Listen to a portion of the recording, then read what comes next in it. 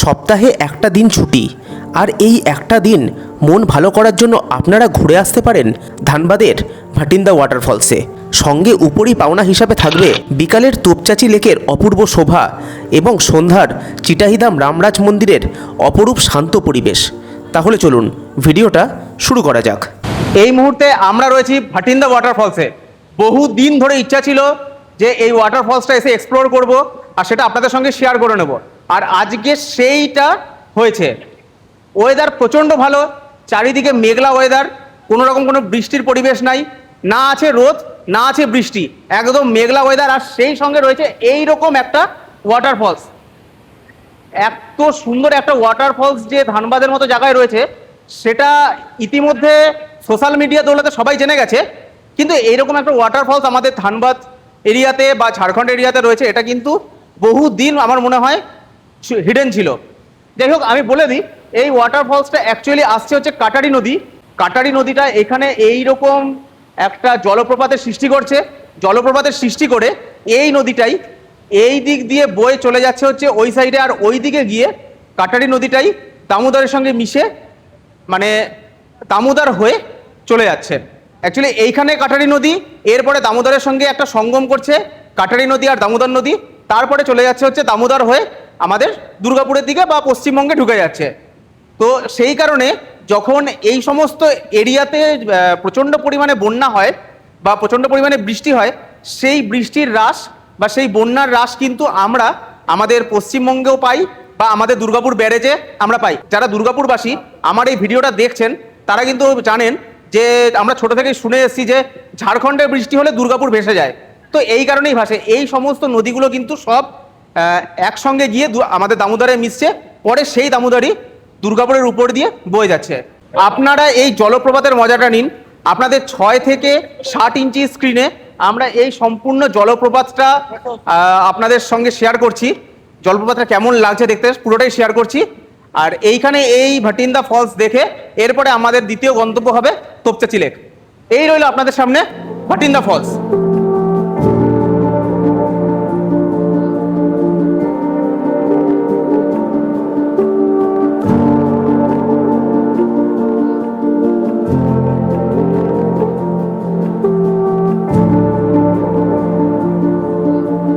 এই দিন বৃষ্টির পূর্বাভাস আগে থেকে থাকার জন্যই হয়তো লোক সমাগম তুলনামূলকভাবে কম ছিল। তবে লোক সমাগম কম থাকলেও এই বর্ষার জন্যই ভাটিন্দা ওয়াটারফলস স্বমহিমায় আমাদের কাছে ধরা দিয়েছিল। তবে বলে দিই, এর আগে আমি বিভিন্ন ভিডিওতে দেখেছিলাম যে এখানে কোনো রকম কোনো বিধিনিষেধ নাই, কিন্তু এখানে দেখুন এই যে পিছনে ওয়াটারফলস রয়েছে তার সামনাসামনি একটা দড়ি রয়েছে। আমি আরো ভালোভাবে দেখাচ্ছি আপনাদেরকে। এই হচ্ছে দড়ি রয়েছে ওয়াটারফলসের সামনে দিয়ে, এই দড়িটা বেঁধে দিয়েছে। এই বেঁধে দেওয়ার কারণ হচ্ছে আপনারা এই দড়ির ওই সাইডে যাবেন না। অ্যাকচুয়ালি এটা এখানকার কর্তৃপক্ষ করেছেন, তার কারণ হচ্ছে এখানে বিভিন্ন রকমভাবে অ্যাক্সিডেন্ট হতে পারে।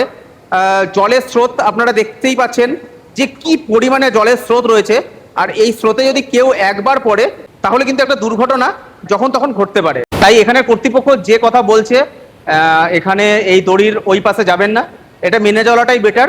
ঘুরতে এসছেন ভালোভাবে ঘুরুন, মজা করুন, উপভোগ করুন এই সমস্ত দৃশ্য, কিন্তু এমন কিছু করবেন না যাতে আপনার বা আপনার পরিবারের কোনো রকম কোনো ক্ষতি হতে পারে। এইখানে তো ওয়াটারফলসও দেখলাম, সাইডে একটা বুদ্ধ মন্দির রয়েছে, এখান দিয়ে বুদ্ধ মূর্তিটা দেখা যাচ্ছে। বুদ্ধ মন্দিরে যাব, কিরকম কি মন্দির, কিরকম কি মূর্তি রয়েছে, কি ব্যাপার পুরোটাই আপনাদের সঙ্গে শেয়ার করছি। বুদ্ধ মন্দিরে যাওয়ার আগেই দেখতে পেলাম একটা শিবের মন্দির, ছোট্টখাট্ট স্থানীয় মন্দির। মন্দিরের সামনেই রয়েছে নন্দী মহারাজের মূর্তি, আর একটা মূর্তিও ছিল, তবে সেটা কার মূর্তি সেই বিষয়ে আমার কোনো ধারণা ছিল না। এই শিব মন্দিরের পাশ দিয়েই আমরা এগালাম গৌতম বুদ্ধের মন্দিরের দিকে। ওয়াটারফলসের পাশেই একটা সম্পূর্ণ বিস্তীর্ণ এলাকা জুড়ে রয়েছে সুন্দর একটা পার্ক, তবে রক্ষণাবেক্ষণের অভাবে তা এখন জঙ্গলে ঢাকা। আর যেটা বুদ্ধ মন্দির বলে মনে হয়েছিল সেটা হলো বুদ্ধা মেডিটেশন সেন্টার, সেটাও বর্তমানে পরিত্যক্ত অবস্থায় পড়ে আছে। ভাটিন্দা ওয়াটারফলসের পাশে যে আমি জঙ্গল টাইপের এরিয়া দেখালাম না এর আগে আপনাদেরকে, মেনলি এই জায়গাটা না আগে বুদ্ধের মেডিটেশন আর কি মেডিটেশনের জায়গা ছিল, বুদ্ধা মেডিটেশন সেন্টার এরকম একটা জায়গা কিন্তু এখানে ছিল। কিন্তু এই জায়গাটা সম্পূর্ণভাবে মানে অপরিষ্কার অপরিচ্ছন্নতার কারণে জায়গাটা না পুরো জঙ্গল হয়ে রয়েছে। আমি জানি না ঝাড়খণ্ড সরকার কেন এই জায়গাটাকে এইরকম অপরিষ্কার অপরিচ্ছন্ন করে রেখেছে, কিন্তু জায়গাটা এত সুন্দর। যদি আপনারা এখানে ভাটিন্দা ফলস দেখতে আসেন তাহলে অবশ্যই ভাটিন্দা ফলসের পাশে এই জায়গাটা কিন্তু একবার ভিজিট করবেন। এখানে মূলত এখন দেখে বোঝা যাচ্ছে, চারপাশের জিনিসটা দেখে বোঝা যাচ্ছে। আমি দেখাচ্ছি, দেখি আপনাদেরকে বলছি কথাগুলো। দেখুন এইখানে এরকম শসা লঙ্কা জলজিরা পড়ে রয়েছে, ওইখানে কুরকুরের প্যাকেট পড়ে রয়েছে, ঠিক আছে। চারিদিকটা এইরকম জঙ্গল হয়ে রয়েছে, এত জঙ্গল হয়ে রয়েছে। প্রত্যেকটা জায়গায় কিন্তু ছাতা রয়েছে, ছাতার নিচে বসার ব্যবস্থা রয়েছে। তো আমাকে আর নতুন করে বলে দিতে হবে না যে এই জায়গাগুলো অ্যাকচুয়ালি তাহলে এখন বর্তমানে কিসের কাজে ব্যবহৃত হচ্ছে, কিন্তু কি কাজে ব্যবহৃত হওয়ার জন্য এই জায়গাগুলো তৈরি হয়েছিল সেটাও আপনাদেরকে দেখাই। দেখুন এইখানে বাবা সাহেবের একটা মূর্তি রয়েছে, এই দেখুন বাবা সাহেবের একটা মূর্তি রয়েছে, এখানে বিভিন্ন হিন্দিতে লেখা রয়েছে। আস্তে আস্তে করে পড়তে পারবো, কিন্তু হিন্দি একটুখানি প্রবলেম হয় সেই।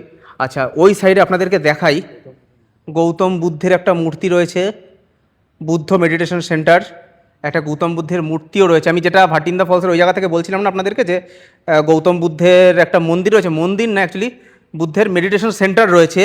চারিদিকে কিন্তু বিভিন্নভাবে বসার বন্দোবস্ত রয়েছে, কিন্তু সেই জায়গায় দাঁড়িয়ে এই জায়গাটাকে এরকম অপরিষ্কার অপরিচ্ছন্নভাবে ফেলে রেখেছে সরকার। আমি জানি না কেন। এত সুন্দর একটা জায়গা, পাশে এইরকম একটা খরস্রোতা নদী বয়ে চলেছে, একটা ওয়াটার ফলস রয়েছে, সেখানে এই জায়গাটা এরকম কেন আমি জানি না। এখানে তো পর্যটন প্রচুর পরিমাণে আসে, তাহলে এই জায়গাটা কেন সরকার মানে পরিষ্কার করছে না জানি না। যাই হোক, আমার এই ভিডিও যদি কোনো সরকারি আধিকারির কাছে পৌঁছায় বা কোনো সরকারের কাছে পৌঁছে দেওয়ার মতো মানুষের কাছে পৌঁছায় এই ভিডিওটা, তাহলে কাইন্ডলি আমি বলবো এই জায়গাগুলোকে না পরিষ্কার পরিচ্ছন্ন করে যেটার কাজের লাগার, মানে যে কাজে এই জায়গাটা তৈরি হয়েছে সেই কাজে যদি ব্যবহৃত হয় তাহলে কিন্তু মানুষের অনেক ভালো হবে। যাই হোক, এখানে বিশেষ আর কিছু দেখানোর নাই। এবার এখান থেকে বেরিয়ে যাব, বেরিয়ে আমরা যাব তোপচাঁচি লেক। ভেবেছিলাম বেরিয়ে যাব, কিন্তু তার মধ্যে এই সাইডে আমরা একটু এসছি। এই সাইডের পরিবেশ একদম একটা হলিউড মুভিতে যে মানে বিভিন্ন হাইফাই মানে সিন সিনারি দেখায় না, ঠিক সেরকম একটা পরিবেশ দেখাই আপনাদেরকে।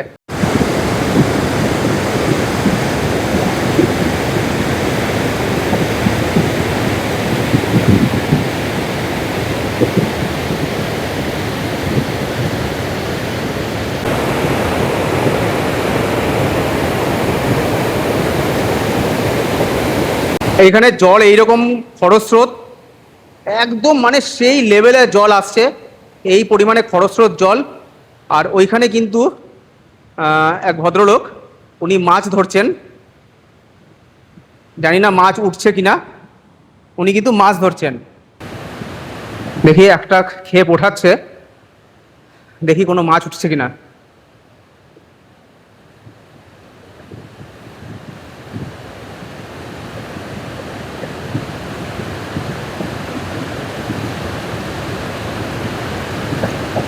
না, সেরকম মাছ ওঠেনি।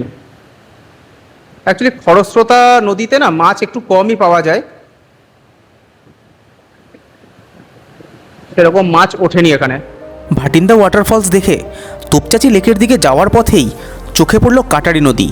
যে কাটারি নদীর রুদ্র রূপ আপনারা এতক্ষণ দেখলেন, আসুন এইবার আপনাদের পরিচয় করাই শান্ত কাটারি নদীর সঙ্গে। আমরা ভাটিন্দা ওয়াটারফলস থেকে বেরিয়ে এখন যাচ্ছিলাম তোপচাঁচির দিকে।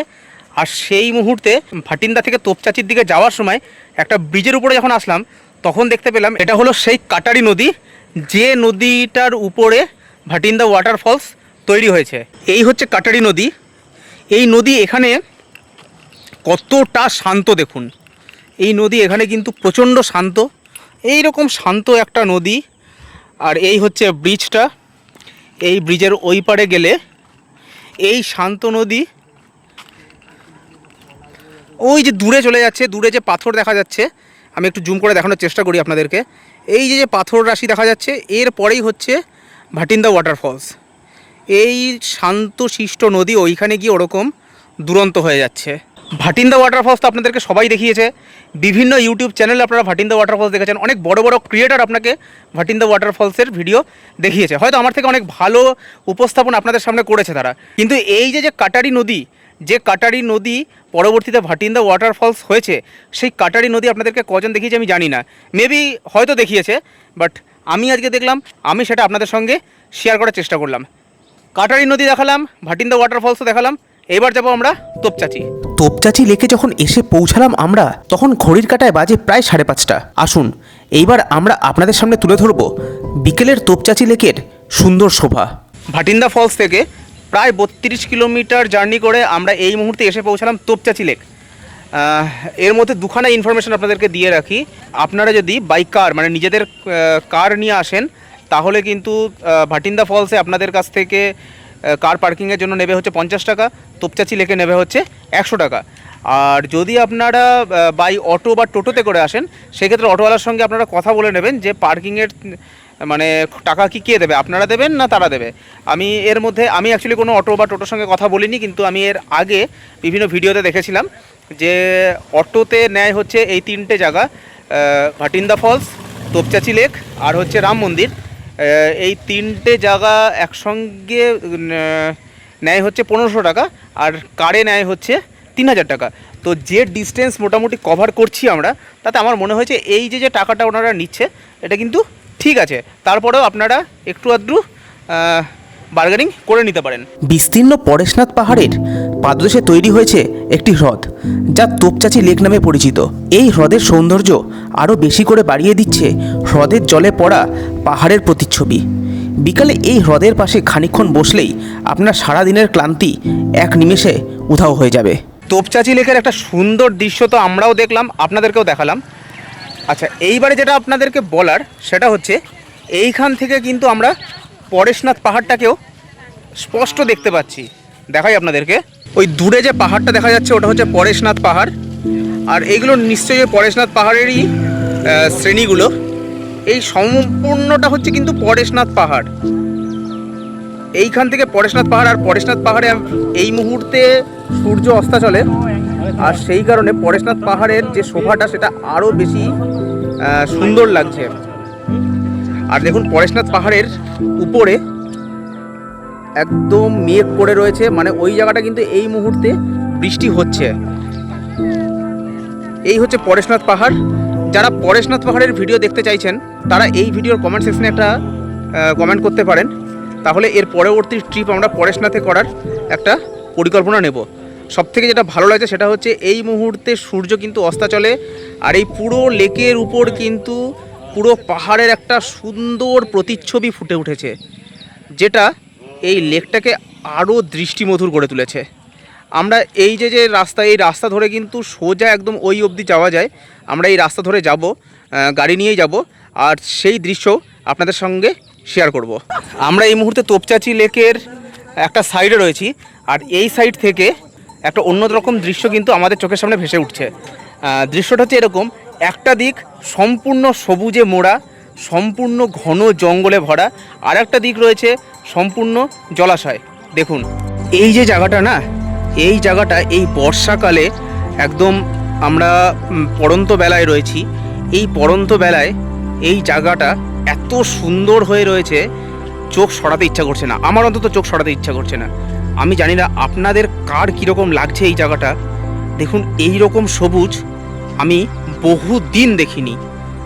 আপনারা কে কীরকমভাবে দেখেছেন আমি সবুজটাকে আমি জানি না, বাট এই রকম সবুজ না আমি বহু দিন দেখিনি। দেখুন সবুজটা, আর একটা হালকা কুয়াশা রয়েছে, পড়ন্ত বেলা, সূর্য যাচ্ছে অস্ত, সেই মুহূর্তে ঝাড়খণ্ডের এই রকম একটা রূপ।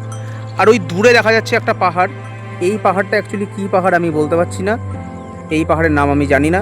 আপনারা কেউ যদি ঝাড়খণ্ড থেকে বা ঝাড়খণ্ডের আশেপাশে বা এই পাহাড়টার নাম জানেন, তাহলে কমেন্ট করে জানাতে পারেন। তোপচাচি লেক থেকে এই পাহাড়টা, একদিকে যেরকম পরেশনাথকে দেখা যাচ্ছে, তার ঠিক অপোজিট সাইডে কিন্তু এই পাহাড়টা দেখা যাচ্ছে। আর এই হচ্ছে সবুজের সমারোহ। সবশেষে পরেশনাথ পাহাড়ের কোলে সূর্যের অস্ত যাওয়ার দৃশ্য দেখতে দেখতেই উদর জানান দিল যে দুপুরের খাবার খেয়েছি সেই 1টার সময়। তাই আর দেরি না করে পাশের একটা দোকান থেকেই আমরা কিছু স্ন্যাক্স অর্ডার করলাম। তোপচাচি লেকের পাশেই এইখানে রয়েছে একটা দোকান যেখানে পাওয়া যাচ্ছে চানা, মানে একদম কাঁচা চানা, এরকম কাঁচা ছোলা, কাঁচা ধনেপাতা, টমেটো, এখানে রয়েছে হচ্ছে শসা, গাজর, তারপরে ক্যাপসিকাম সব রয়েছে। আর এই দিকে বানানো হচ্ছে ম্যাগি। তো চানার দাম হচ্ছে 20 টাকা করে, 20 টাকা প্লেট। ম্যাগির দাম কত? আর ম্যাগির দাম হচ্ছে 50 টাকা। এখানে ম্যাগি বানানো চলছে এক দাদার জন্য। আমরা অর্ডার করলাম চানা আসুক, ততক্ষণ আমরা এইখানে এরকমভাবে বসে একটুখানি সবাই রেস্ট নিচ্ছে। এই হচ্ছে ছোলা, একদম সুন্দর মশলা দিয়ে মেখে দিয়েছে। কেমন লাগছে স্যার? অসম, দারুণ। একদম সুন্দরভাবে কাঁচা লঙ্কা রয়েছে, বিট গাজর রয়েছে, শসা রয়েছে, সব কিছু দিয়ে কিন্তু মেখে দিয়েছে। এখানে আমরা নিয়েছি 1 প্লেট ম্যাগি, এর দাম কিন্তু হচ্ছে 50 টাকা।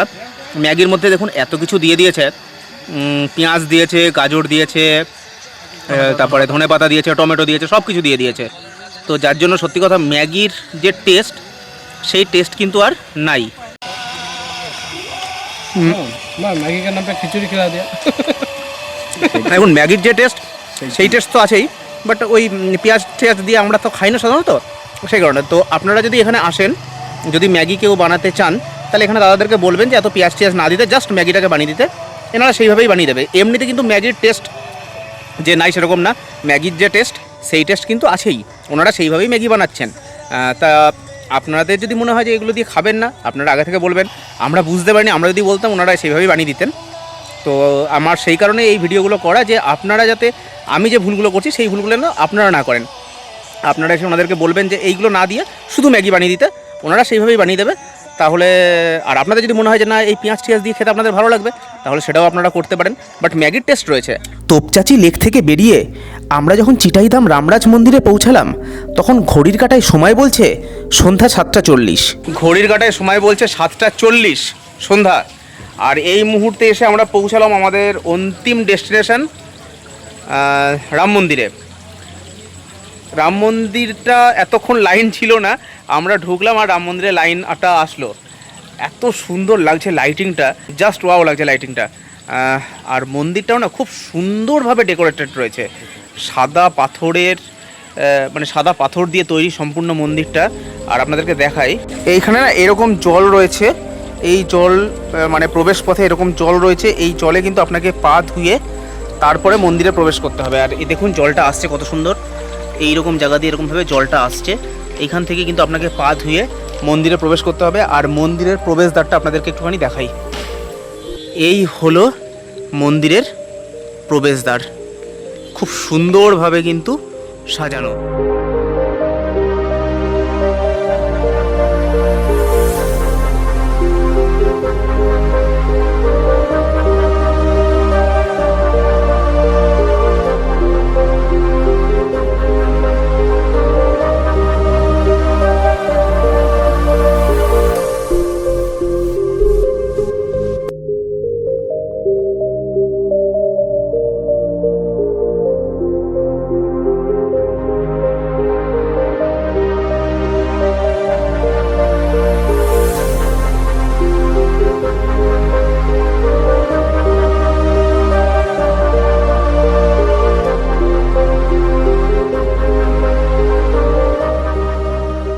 এই হচ্ছে প্রবেশদ্বার। আর এইখান থেকে ঢুকে এই সোজাসুজি যে মন্দিরটা, এটা হচ্ছে রামজির মন্দির। এই দিকে যে মন্দিরটা, এটা হচ্ছে শিব পার্বতীর মন্দির। আপনি ঠিক এরকম ঘুরে আসলে এইটা হচ্ছে হনুমানের মন্দির, মানে বজরংবলীর মন্দির। আর এই দিকে যদি যান, এই মন্দিরটা, এটা হচ্ছে সিদ্ধিদাতা গণেশের মন্দির। মানে অল টোটাল এখানে এই একটা মন্দিরে কিন্তু 4টে ভগবান পূজিত হন। আর এর এই সাইডটাতে আপনাদেরকে দেখাই, এই সাইডে এইখান দিয়ে যদি আপনি যান, তাহলে কিন্তু আপনি এখানে একটা নদী দেখতে পাবেন। শুনতে অবাক লাগলেও একদম সত্যি যে নদীর উপর দিয়ে কিন্তু এই মন্দিরটা তৈরি। আমি যেহেতু অনেক সন্ধ্যা হয়ে গেছে, এখন সময় হয়ে গেছে 7:49, হ্যাঁ, আমি যখন প্ল্যান করেছিলাম তখন আমি ভেবেছিলাম 8:30টার মধ্যে আমি ঘরে ঢুকবো, কিন্তু 7:49 এখনও আমরা এই রাম মন্দিরে রয়েছি। তো পুরো সন্ধ্যা হয়ে গেছে। আমি আপনাদেরকে তবু নদীটা দেখানোর চেষ্টা করছি। এই হচ্ছে পুরো নদী, এখানটা এটা কিন্তু একটা নদী। আশা করছি আপনারা একটু আধটু শব্দ শুনতে পাচ্ছেন, মানে নদীর স্রোতের আওয়াজ শুনতে পাচ্ছেন। এই হচ্ছে নদী। এটা যদি সকালবেলা আসা যেত আর একটু আর কি সন্ধ্যায় আসা যেত, তাহলে আরও ভালোভাবে আমি আপনাদেরকে দেখাতে পারতাম। এই হচ্ছে নদী। তো এই হচ্ছে আমাদের মানে এই রাম মন্দিরের বা এই মন্দিরটার সম্পূর্ণ ভিউ আপনাদের সামনে তুলে ধরলাম। আজকের ভিডিও এই অবধি, আর ভিডিওটা বেশি দীর্ঘায়িত করলাম না। অনেকটা রাত হয়ে গেছে, মোটামুটি এখনও প্রায় 150 কিলোমিটার আমাদেরকে জার্নি করে যেতে হবে, প্রায় 3 ঘন্টা লেগে যাবে। 8টার সময় যদি আমরা স্টার্ট করি তাহলে মোটামুটি 10:30 11টা তো বেজেই যাবে ঘরে ঢুকতে। তো যাই হোক, আজকের ভিডিও এখানেই শেষ করছি। ভিডিওটা কেমন লাগলো একটু জানাবেন, আর যদি ভালো লাগে তাহলে মেক শিওর ভিডিওটা একটু লাইক করে দেবেন। ভিডিওতে কি কি খামতি রয়েছে আমার সেগুলো একটুখানি কমেন্ট করে জানাবেন, তাহলে সেই খামতিগুলো আমি পূর্ণ করে আবার আরও ভালো ভালো ভিডিও আপনাদের সামনে তুলে ধরার চেষ্টা করবো। আর একটা কথা, এটা কিন্তু আমার যেহেতু ফুড ব্লগিং আমি এতদিন করছি, মাঝে মাঝে হালকা ফুলকা ট্র্যাভেল ব্লগিংও আমি করছি। তো এই ফুড ব্লগিংয়ের সঙ্গে সঙ্গে ট্র্যাভেল ব্লগিং আপনাদের কেমন লাগছে সেটাও জানাবেন। যদি ভালো লাগে তাহলে কিন্তু আমি এরকমভাবে হালকা ফুলকা ফুড ব্লগিংয়ের সঙ্গে সঙ্গে ট্র্যাভেল ব্লগিংয়ের ভিডিওগুলো আপনাদের সামনে তুলে ধরার চেষ্টা করব। কন্টিনিউ ট্র্যাভেল ব্লগিং করা সম্ভব হয় না, তার কারণ হচ্ছে ডিউটি রয়েছে, বুঝতেই পারছেন। সো সেখানে দাঁড়িয়ে কন্টিনিউ ট্র্যাভেল ব্লগ করা সম্ভব হয় না। আর একটা কথা বলে দিই, আপনারা অনেকেই মানে লম্বালম্বি যে ভিডিওগুলো হয়, শর্ট টাইপের ভিডিও, সেই সমস্ত ভিডিও দেখতে ভালোবাসেন। তো সেই সমস্ত ভিডিওগুলো কিন্তু আমি আমার আরেকটা চ্যানেল সেখানে দিয়ে থাকি। সেখানে শুধুমাত্র ফুড ব্লগিংয়ের ভিডিওই আসে, সেখানে কোনো রকম কোনো ট্র্যাভেল ব্লগিংয়ের ভিডিও কিন্তু আসে না। তো আপনারা কিন্তু সেই চ্যানেলটাও ভিজিট করতে পারেন। ফুড উইথ অরি দিলেই সেই চ্যানেলটা কিন্তু আপনাদের সামনে চলে আসবে। যাই হোক, অনেক কথা বলে ফেললাম। আজকের ভিডিওটাও হয়তো একটু লম্বা হয়ে গেছে, জানি না। আজকের ভিডিও এখানে শেষ করছি। দেখা হচ্ছে পরের ভিডিওতে কোনো ভালো রেস্টুরেন্ট অথবা কোনো এইরকমেরই ভ্রমণের জায়গায় বা ছোটোখাটো ঘোরার জায়গায় গিয়ে।